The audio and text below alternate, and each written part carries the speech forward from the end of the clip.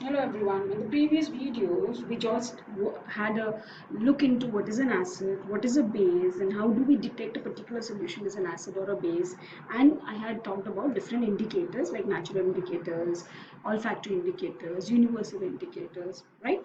And some reactions of acids and bases, as specifically acids with metal carbonates, metal hydrocarbonates. Now, in connection to that, a quick recap. I had mentioned in the video that red cabbage is used as a natural indicator to detect whether a particular solution is an acid or base. So I'm just going to show a quick method how to do it. So you can take few leaves of red cabbage, okay, put it in a mixer, blend it, then filter the extract, that is the juice that we get. Okay, now we are taking, as you can see here in the left picture, we have taken around 7 different solutions. The first extreme left is the lemon juice, vinegar, carbonated soda, water, toothpaste mixed in water, then bicarbonate soda, it's like a soda water actually, and then you have bleaching powder. So when you pour in the red cabbage liquid juice, okay, what happens? The lemon juice is turning into reddish color, then vinegar a little bit more of a different color but a tint of red, and then your carbonated water is pink reddish, not a little more bit of more a pinkish tint. Then you get your fourth, that is water, which is more like a bluish, and then different shades, right? So if I take the vinegar, that is the second glass of water, sorry, glass which is there, which is the vinegar, and I mix with bicarbonate soda, that is the sixth glass. Okay, so here I know that vinegar is an acid, right?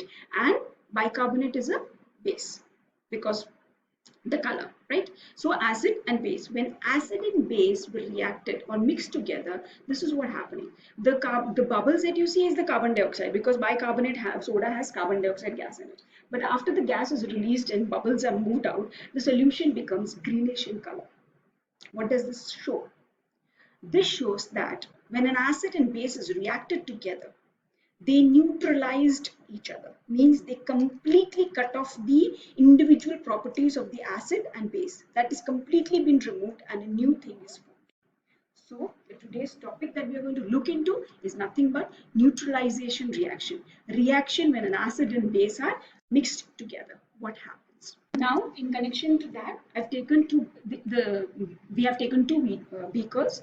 Both of them have colorless liquid. One of them is NaOH solution and the other is HCl. So let's first check out which is HCl and which is NaOH out of these two beakers. For that, first we'll be mixing phenolphthalein, then we'll find out which is acid and which is a base out of the two beakers, and then we'll mix both of them together. So I'm going to run this video and you can look what is happening. So first is they are adding the universal indicator, that is the phenolphthalein solution. Okay, the left side. Similarly, they are adding, okay, they mixed it completely so that nothing is remain. So it's pink in color. Remember, phenolphthalein is mixed to this. And when phenolphthalein, the same phenolphthalein is added to the right side, it becomes bluish in color. Pink means acid and bluish means base, right? Now, can you see acid? HCl is on the left and base NaOH is on the right. Now they both are mixed together. What is happening? Is it green solution? Why? Because the acid and the base together mixed and they turned it into what? A salt and water. I'm going to play it again to show you the reaction. Okay. Left hand side, the solution changed into pink, therefore it is an acid, okay, which they have just stated again. And then the right hand side, when they are adding the universal indicator, it becomes blue in color, or maybe a more of purplish color because it is a base. So left is HCl acid and the right side is sodium hydroxide. So sodium hydroxide and HCl, okay, they both have different color because one is acid and the other is base. When they are mixed together, what happens? It becomes greenish in color, means it shows that it is neutralized. The effect of acid and the base is completely cancelled off and it becomes a neutral solution. Neutral solution will always have the same color or indication of water because water is a neutral solution. So it turns into greenish color and water has green color. When any universal indicator is added to it, the water will show you a green color, indicating that it is a neutral solution. Okay. So the same experiment I've shown in molecular form, NaOH is reacting with HCl. So what is really happening? This OH, which is present in the base, the hydroxyl group, is getting connected with the hydrogen ion, that is H positive. The OH and the H positive will combine together to give us water molecule. This is water molecule. So what is left out? The left out part is HCl and Na. So Na and HCl will combine together to give us NaCl, that is a salt. So neutralization reaction is whenever an acid and a base react with each other, they form a salt, the corresponding salt and water. Such type of reactions are known as neutralization reactions. So the general equation is acid plus base gives us salt plus water.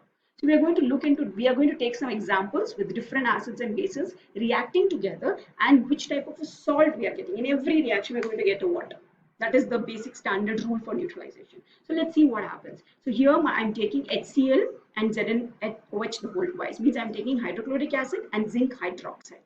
So what happens? The hydrogen and hydroxyl group means H positive and OH negative will combine together to give us what? Water, right? Which is standard. So we are getting a salt of Cl and Zn means zinc chloride, right? Next, sulfuric acid with magnesium hydroxide. Again, the OH and the H will combine to give us what? Water. So which are the other two which is left out here? Yes, magnesium and sulfate. So the salt here we are getting is magnesium sulfate. Okay. Next, we are going with HCl with KOH. HCl means hydrochloric acid with potassium hydroxide. So the water is going to combine with OH and Cl will go with K, that is potassium. So I'm going to get potassium chloride plus H2O.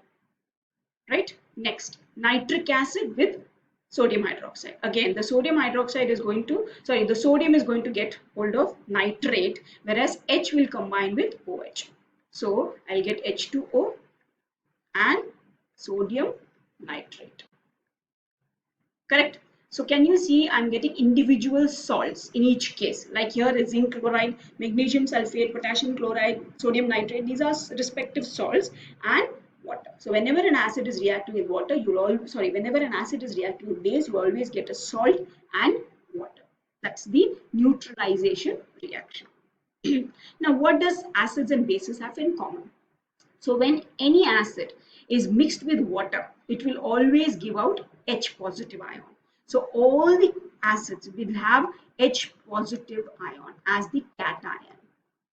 Okay, the anion is the respective negative ion which is combined with it. Like in HCl, H positive is the positive ion, which is the cation, standard, all acids will have, and the negative ion is chlorine. Whereas in sulfuric acid, H2SO4, the positive ion is again hydrogen, but the negative ion is sulfate ion. Whereas in nitric acid, again, the H positive ion is common, whereas the negative ion is nitrate. So all the acids will produce hydrogen ion, which is the common thing. Whereas in base, all the things, the common thing which is there in all the bases is that they'll have hydroxyl. Hydroxyl means OH negative ion. Whenever they are dissolved in water, they'll split. Okay. So sodium hydroxide will split into Na positive plus OH negative. Same way, zinc hydroxide will split as Zn plus OH negative, and aluminum hydroxide will break up as Zn plus 2. Here aluminum will be Al plus 3 and OH negative. So all the bases will give out hydroxyl ions, and all the acids will give us hydrogen ion. This is negative 2. Yeah. So the common thing that all the acids have is hydrogen ion, and the common thing that all the bases have is the hydroxyl ion, right? Okay. Next, what happens when an acid or a base is added to a water solution? First of all, water itself is an ionic compound. A water molecule will break up into H positive or hydronium ion, which is written as H3O positive. H3O positive, which is called as the hydronium ion. In simpler way, we write it as H positive. So H positive ion and OH negative ion. So whenever an acid or a base is mixed in water, the water will facilitate, means help the ion compound of, that is the acid compound or the base compound, to split into the individual ions.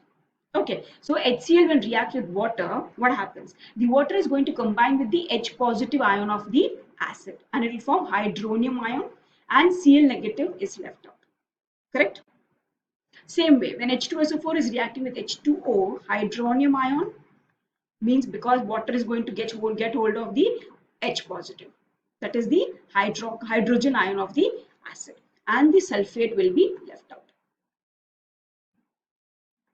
Okay, same way when nitric acid is reacting with water, the water molecule is going to get hold of what? The hydrogen. So it will give H3O positive, that is the hydronium ion, and nitrate ion will be left out. So this clearly tells us that an acid when mixed with water is going to give you a hydrogen ion, and water facilitate the breakup of the acid molecule into the individual ions. The same way water facilitates in breakup of the base compound into the individual ions. Okay, so when NaOH is mixed with water, the water will help the compound NaOH, that is sodium hydroxide, to break up into the individual positive and negative ions, that is sodium ion and OH negative ion. Same way zinc hydroxide when mixed with water will give us zinc ion and, sorry, Zn+2 and OH negative. Am I clear? So what is the basic rule? Acid and bases are nothing but they are ionic compounds. Means there is a positive cation and a negative anion combined together to give a give an acid or a base. In acids, all the acids have hydrogen ion and all the bases have hydroxyl ion. When they are mixed in water, the water facilitates the breakup of the compound into their individual ions. All the acids will, again, I'm repeating, will give us hydrogen ion, and all the bases will give us hydroxyl ion. Am I clear? So whenever we are adding an acid or a base into water, there are few things which we need to be very careful about. The process of mixing acid in especially acid in water. The process actually is also known as dilution. So when you're doing a dilution of an acid, there you have to be very careful. Why? Because acids are concentrated in nature, and any acid is very dangerous for a human or any living organism. It's very dangerous. Okay, so when you are diluting, the process is always you should add the acid or the base into the water, and whenever acid and base are mixed with water, it is a highly exothermic process. What do you mean by exothermic? Means high amount of energy is released. Sometimes this may also reach to a point where the beaker in which you are doing the reaction, in which you are mixing, will get so heated up that it will break off. Okay, so we have to take extreme care while adding acid or a base in water, specifically acid. Okay, since large amount of heat is released, so we should always add acid into the test tube which is already having water, and it should be drop by drop, and you should constantly mix it so that the acid doesn't splash. So this is the chemical safety. You should always add the acid inside the beaker which is already having the water. Never do the other way around, because as you can see here, the fumes, they will be very spontaneous, very fast, they'll splash around and they can burn your skin. So the precautionary measure that you have to take is you have to always add acid inside the water. We should never add water to the acid, because the amount of heat released may cause the acid to splash out and cause burning to our skin. The glass container will also break because of the high amount of heat which is released. Okay, so the best way to add this, you always add the acid into the water, that to small quantities, and keep stirring it. Am I clear? The process of adding acid or a base inside the water is called as the dilution method. Hope I am clear, right? So what did we saw here? When acid and base reacts, it's a neutralization reaction. Every acid has a common thing, which is hydrogen ion. Every base has a common thing, that is hydroxyl ion. Water enables acid and base to break up into their ions, and water dilutes the effect of the acid and the base. So how to do the dilution process? Always add the acid inside the water, and it's a highly, extremely exothermic process wherein high amount of energy is released. Hope you understood it. Thank you.